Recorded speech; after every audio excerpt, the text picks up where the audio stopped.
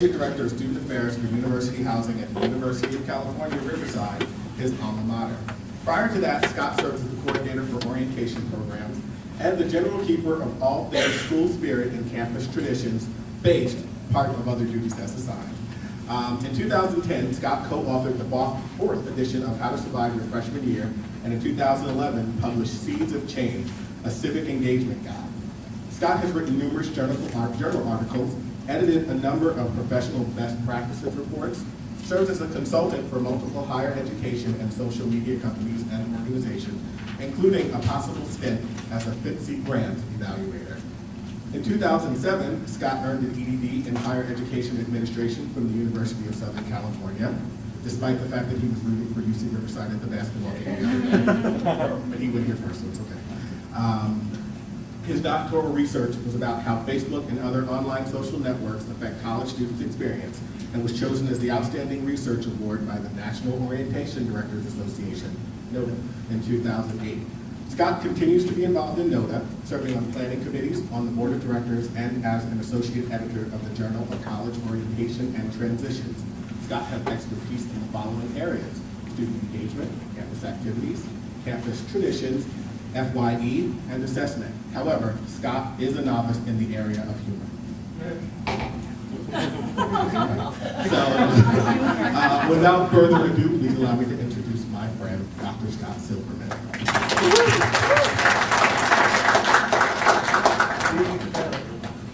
So, welcome. Thank you for having me. I appreciate the opportunity to be here. I'm going to shamelessly promote this just a little bit. This is the book. And I have copies actually on the back table that I can give for each of you. So I was able to actually work with the publishers to give you each a free copy of the book if you'd like. And I will autograph it if you're so inclined. If the presentation is good, great. I'll autograph it. If you don't like it, that's okay. If you do enjoy my presentation, you can tweet about it. And if you don't like it, just email me. Don't want to put that out there for everyone to see. So I want to talk about the mistakes college students make. The mistakes they should make during college, and maybe the ones they shouldn't.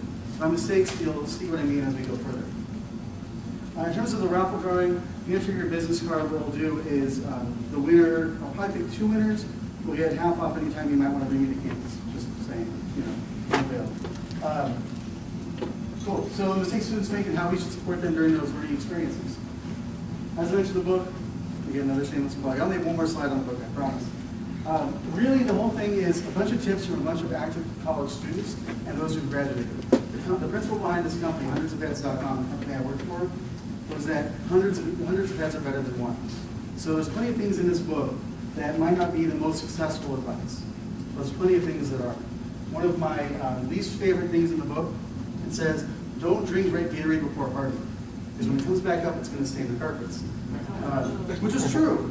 It's true. But not necessarily the biggest tip we want to advocate for all the students. There's plenty of really good, useful things in there. Usually when I sign up for the students, I say, this book's going to help you have a really great first year, but next year you're on your own. I'm sorry. But they have all of us on things. So, the outline, we're going to talk about the true purpose of college, at least according to me, and the value that mistakes have. Learn about some of your favorite mistakes. I'm going to share some stories of my own time here at UCR, as I was a student here, and then some mistakes they should avoid. So probably my favorite experience is the time my car was borrowed by a friend. Loaned out my car, probably the biggest learning experience I had in college was not to loan out my car to a friend. And here's why. So we borrowed it to go to the drive-thru of Taco Bell midnight. I just was not into it. So he comes back, says, Scott, your car's on fire. I'm like, come on. We play pranks a lot, and I'm going to share some stories.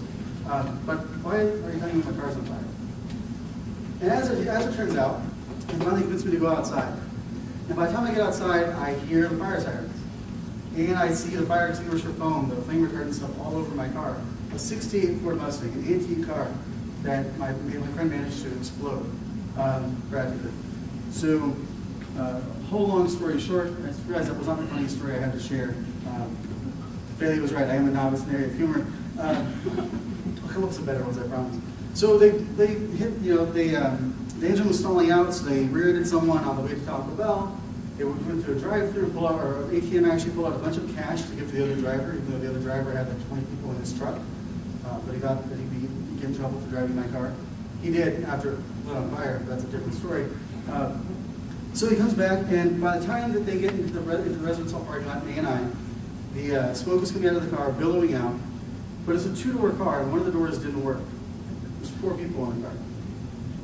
One of them had broken his leg and was severely maimed in terms of getting out of the vehicle. So I think we were lucky in many respects that he actually got out okay.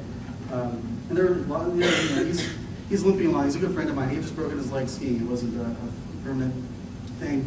And the CSO, the campus security officer, says to him, "Why are you running away from that car?" By this time, it was just smoking, actively, like a volcano. And then they said, "That car's about to explode." And sure enough, that's exactly what happened. And that car just died. That was the end of that.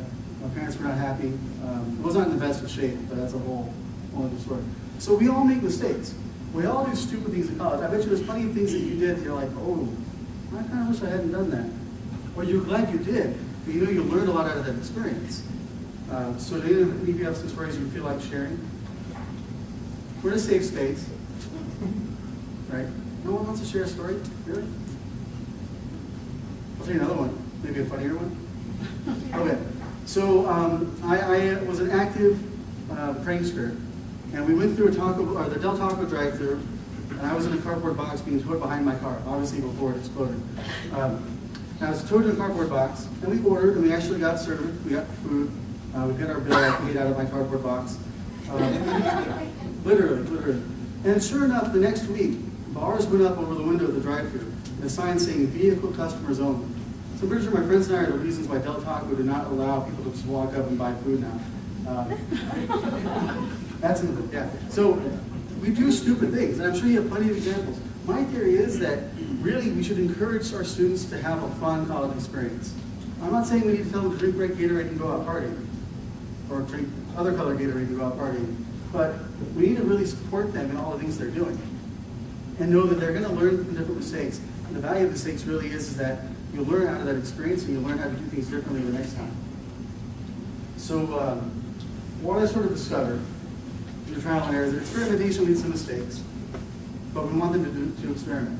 Stretching your limits also leads to mistakes, but mistakes lead to learning and then growth and development. People have to make their own mistakes. So we can tell them till we're blue in the face, "Don't drink the red Gatorade." But until they actually do it themselves and get billed by you all in housing for saving their carpets, they're not going to learn that for themselves. So they're not always going to listen to what we say. The best thing we can do is share with them possible ramifications for their actions. And then I'm going to go back to this repeatedly. This really goes back to challenge and support. We have to give them the resources to make their best decisions and let them succeed or fail on their own, knowing that we'll be there to support them and pick them back up and help them grow out of that experience. Sometimes fear of failure, really, in terms of avoiding risks, I think really challenges our students. And I think fear of failure is worse than actually just doing it and failing. So I think we need to encourage our students to fail. In terms of student organizations, I used to work with student organizations, and you're tempted a lot to step in there and fix it. Fix the problem before it happens. Make sure that event happens. Make sure the president doesn't fail in terms of planning that big program, or an RA or PC, whatever the case might be. You're tempted to do that. I think we're all tempted by that. But sometimes them trying it and failing, you don't realize, ooh, I really didn't work hard on that. I need to do better next time. So we're staying the same all the time. It's not preparing them for when they leave college. If we have questions, please stop me. So, more of your own favorite mistakes. So I think there's 2 types of mistakes I want to talk about. One is true mistakes, errors in judgment. But there's also mistakes. You're getting my play on words. Things that we're trying, sort of like think about different takes, different acts in a production. Different things. You do something, you try again. You do something, you try again until you work it out right. So I think those are the things that I think we need to focus on. Those are the things that students should do. Make those mistakes. So adventurous, being good-natured. I think there's a lot of value in pranks. I know if you ask, I bet you if you barely went to the archives here in housing, there's probably a file on me that's this thick. Exceeded only by the size of the file my dad probably had when he was here in the early 1960s. He got kicked out of UCR, probably for good reason. So, and he ended up going to some other school in Southern California.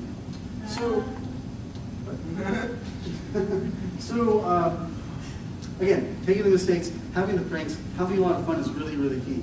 It turns out that I did a lot of stupid things in the residence hall, which I'm going to share most of the stories. I wish we had pictures, but cameras weren't really prominent in some of us were in school, and so certainly not everyone had them. So there's for better or for worse, probably for better, I guess, there's not a lot of proof of all the stupid things I did. Like the time that I tried convincing housing that I had ringworm, stage 5 ringworm. I didn't know that exists. I had a friend of mine call my roommate, pretend to be a doctor, say my test for ringworm came back positive. My roommate and I were not the best of friends. Hopefully some of you had some good roommates, but my roommate was not my buddy. So that was the only way I could actually get one good night's sleep, because he went and stayed somewhere else that night. The next day, he got tested for ringworm at the hospital, ER, which racked up a huge bill. And then at some point, I don't know how, but it came out that I was lying, because that always happens. I was bragging about it to a friend, and my friend was sitting next to his friend, and she told him. So they called me in. You all know Jeanette, right? So when I was a student, Jeanette called me in, and the RA had gone to the science library to get a medical reference guide. Apparently stage 5 ringworm is a big deal, very contagious. So told me I had to wear a long sleeve shirt, pants, not shower until I got this condition cleaned up, because I get everyone sick. So of course, I showered anyways. And someone noticed that I came out of the shower and not followed the rules. So they called health and safety out and sanitized the bathroom in full hazmat gear. This is before they knew I was lying, or before they suspected. And of course, I knew this book was coming out, so I went to go meet with Jeanette thinking, like, I'm in trouble. So when she sees this in the book, she's like, I might get fired, I don't know, for lying 14 years ago, who knows, right? So I was really worried.